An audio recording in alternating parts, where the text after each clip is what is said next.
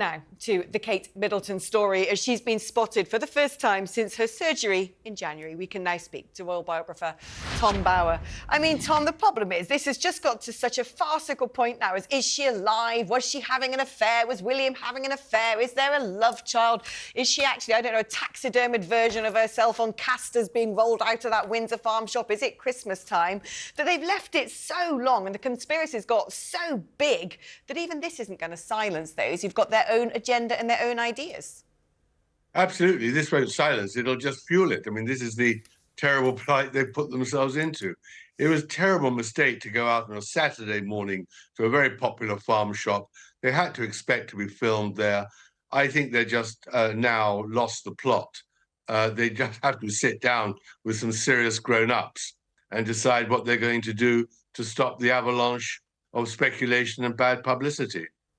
Yeah, I mean, the thing is, Tom, they have now steered themselves in through a kind of combination, a toxic combination of amateurishness and incompetence into an absolute global mess. And they have to do something about it. Their response so far, Kensington Palace, seems to be, we'll use all our old techniques. We'll sort of filter them out and we'll get a picture of Kate smiling. And then if you go to this event, you might catch her talking to a member of the public. And if you turn your microphones up, you might get some useful stuff that will kill all of this wild speculation about what's wrong with her.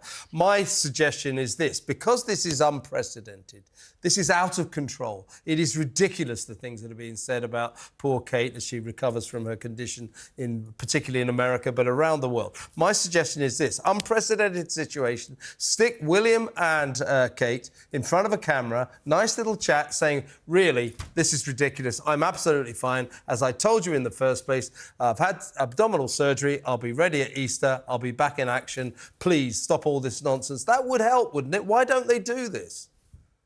Well, it would help, but it would just probably raise even more questions. I think the real problem is they can't decide what they want to do or who they are anymore. To suddenly appear on Saturday like that was really quite foolish.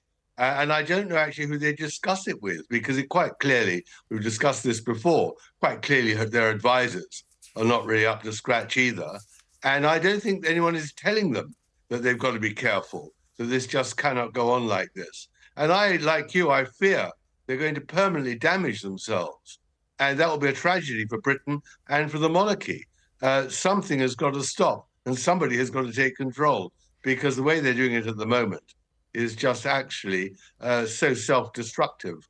It's really sad situation. I just feel very sorry for Kate. I still do. I think it's not her fault. It's not Kate's fault. It's the hapless advisors around them who really do need to raise their game. Tom, as always, excellent to speak to you. Thank you so much for your time. Pleasure.